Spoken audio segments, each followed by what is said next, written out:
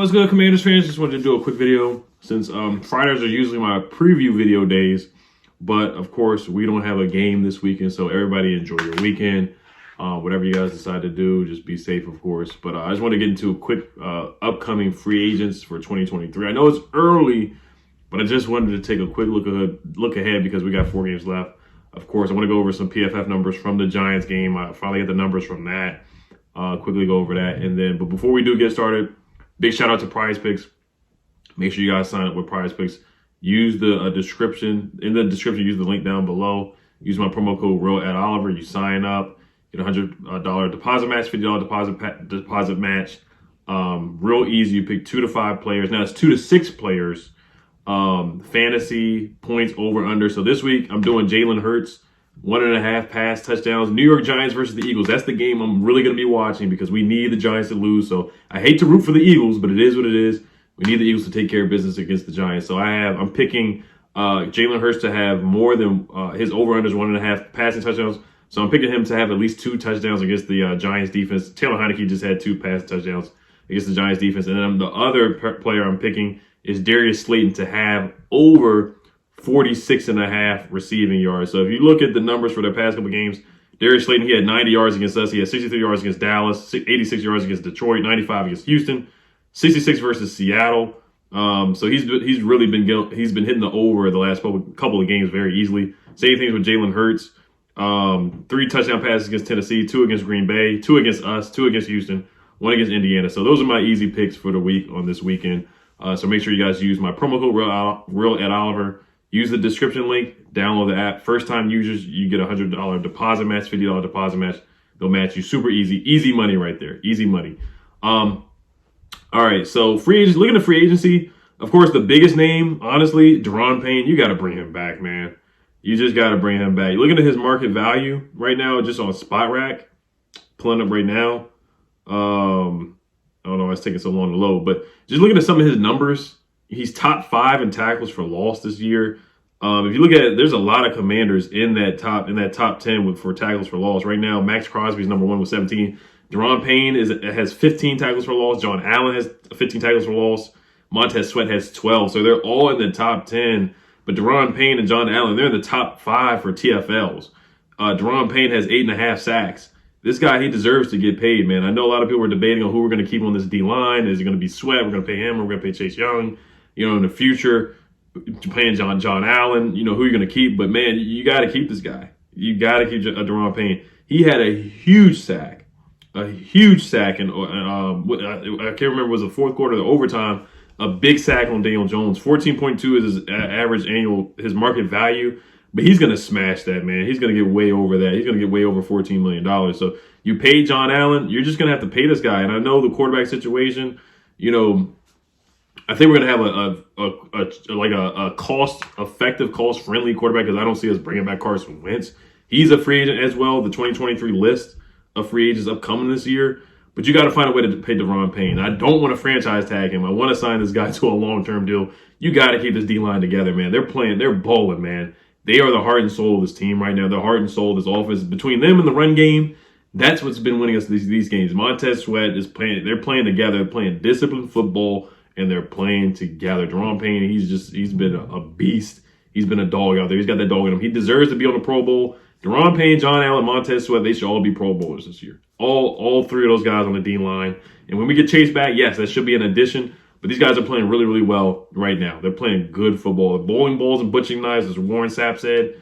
Daron Payne is wreaking havoc, man. He is a game changer. He really is. He has been this year. And he's definitely earning himself a big contract. Ron Rivera said he wants to bring him back, of course. He said that in an interview with JP Finlay. So you got to bring this guy back. No questions asked at all. No questions asked at all. Next guy on the free agency list, to me, that you're going to have to, in my opinion, I think you should bring back, is Taylor Heinicke, man. A lot of people are not big fans of Taylor Heinicke. You look at his market value per Spot Rack as well. His market value right now is $19.7 million average annual salary. That's insane. No disrespect to Taylor Heinicke. I'm a big fan of Taylor Heinicke. I just want to compare him to the backups in the league right now. The highest paid backup in the league right now is Sam Darnold with $7.5 million. Mitch Trubisky was $7,142,000. Jimmy G was $7 million. He's not a backup. He's a starter. They said he was a backup because he was backing up Trey Lance to start the season. Teddy Bridgewater was $6.5. Case Keenum was $6 million. Tyrod Taylor with $5.5 million. Mason Rudolph with $5 million. I don't know why Mason Rudolph's making that much. Jacoby Brissett with 4.6. Joe Flacco with 3.5. Nick Foles with 3.1. So looking at that, Taylor Heineke should make $6 to $7 million. In a perfect world, 6 to 7. Now, if he leads us to the playoffs and we get a playoff win, that could be $8 to $10 million. I'm not even joking seriously. Like, he could make around that, to be honest with you. If we made the playoffs, which I think we will, and he wins a playoff game, then yes, I could see him getting around $10 million. Maybe another team might pay him like 8 or 7, but you just know, you never know, man. 19.7 is ridiculous though. Like I said, Teddy B 6.5. Andy Dalton, $3 million. Jimmy G, 7. So that's the going rate for a backup quarterback. So bringing him back, I would look around that $7 million range. I gotta look at what's Jameis Winston make. He's probably making like the bare minimum, the veteran minimum. But Taylor Heineke, man, yes, I know he makes some frustrating throws, but that was a big throw against the Colts. He has a couple big throws against the Packers. The guy's 6-1-1. You know, it speaks for itself. I know it's ugly. He has a lot of turnover-worthy plays, but he can make plays with his legs. That was a big 4th and 4 throw against the Giants. That was huge. We don't tie that game without that throw. Yes, I know he overlooked. He missed. Logan Thomas was wide open. He threw a couple bad passes, took a bad sack, had a fumble. Not all of that was on him. The offensive line has been very shaky and just a turnstile and a lot of moving parts. A lot of guys getting injured, but the guy can move, and we definitely have improved with him in there. We have found an identity around Taylor Heineke, and he just galvanizes the team. There's a lot of intangibles that come along with Taylor Heineke. He's made some big plays in his career. Last year, beating Tom Brady in Tampa Bay, beating the Giants on Thursday Night Football. That was a big drive and a big throw to Ricky Seals-Jones and to J.D. McKissick. So don't forget about that. The Atlanta Falcons game, that was a big game-winning drive. The pass to J.D. McKissick, the pass to Terry McLaurin. So look, I like Taylor Heineke. I know a lot of people are down on him and or dislike him, think he's trash. But I like Taylor, man. The guy, he wins games. He finds a way to win games. So I bring him back. Quickly, we'll just rapid fire here. Wes Schweitzer, I bring him back. A lot of injuries. He's making $4.5 million right now. Trey Turner, I would let him walk. The Commander, I would let him walk, to be honest with you. He's playing better now, but he was a turnstile at the beginning of the year. It was just bad. Cam Sims, I'm a big fan of Cam Sims. We talk about him every year. Should we bring him back? Let's bring him into training camp and see what happens, man. We got 3 good receivers. De'Ami Brown's a good receiver, too, but we just don't throw the football. That's the unfortunate thing. So everybody's numbers have been scaled back. Terry's numbers have been scaled back a little bit. The Philly game had a big game. But our receivers haven't really had big games like the potential. Like Jahan Dotson can have a couple of 100-yard receiving games. That's how good he is. Same thing with Curtis Samuel. Same thing with Terry McLaurin, but it just hasn't been our MO. That's not our identity. So Cam Sims, whether he comes back or not, it is what it is. I'm a big fan of him, but it is what it is. Joey Sly, I'd bring him back. NFC special teams player of the month. F.A. Obata, I bring him back. I like the way he's been pass rushing. Tyler Larson, the center, sure. $1 million as long as it's a cheap deal. David Mayo, he can walk. John Bostic, he can walk. But you know, Ron Rivera is going to bring both of those guys back. John Williams, I like the way he runs. Bring him back at about, he's making $1 million right now. I bring him back at that rate. Nick Martin, who struggles snapping the football, he can walk the center. Khalil Hudson, making $895,000. Sure, I'll bring him back at that. Daniel Wise, a good backup rotational player, $825,000. Sure, why not? Training camp deal. Miller Eifler, same thing. Jeremy Reeves, a good special teams player. He actually is there a lot. He could make the Pro Bowl as a special teams player, so I would bring him back. A good story, how well he's played, being cut multiple times. Then he made the roster this year. Eli Wolf, tight end, training camp deal, camp body. Cole Holcomb, that's the big thing. Right now he's making $688,721 right now. Now the thing is injuries. Yes, I think he's good at stopping the run. Yes, we have missed him a little bit, but the defense has played well without him. They've done a solid job without him. Jamin Davis has stepped up in his absence. Cole Holcomb was the Mike linebacker. Then it was Jamin Davis. Now Cam Crow's calling plays. Ron Rivera doesn't really value the linebacker position like we think he should. Doesn't really bring a lot of depth.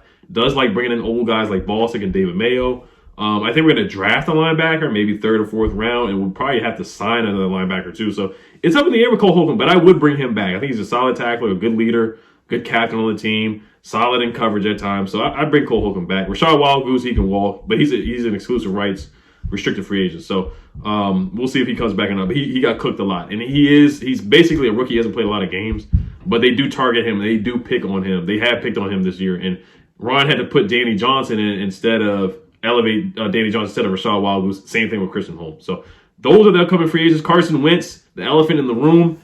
He's not technically a free agent for this offseason, but if you release him, there's no dead cap. So technically, in my book, he really is a free agent. So if we do keep him next year, 2023, it's going to be a $26 million cap hit. But if we release him, there's going to be no dead cap money. So you gotta release him. He's not a free agent until 2025.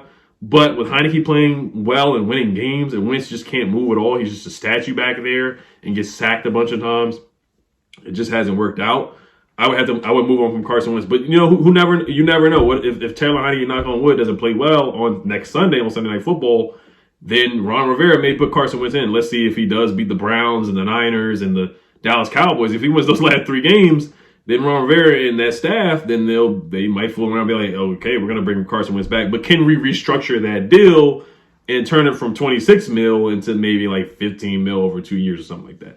That would be doable or better in my eyes, so we can sign more players and sign guys like Deron Payne and bring in better players. So, all right, guys, the PFF grades real quick. And then I'll go over the odds real quick of making the playoffs. So since we did tie, we have a 71% chance to make the playoffs. So that is good for our odds. The Giants, I got them losing against the Eagles, so we'll be tied.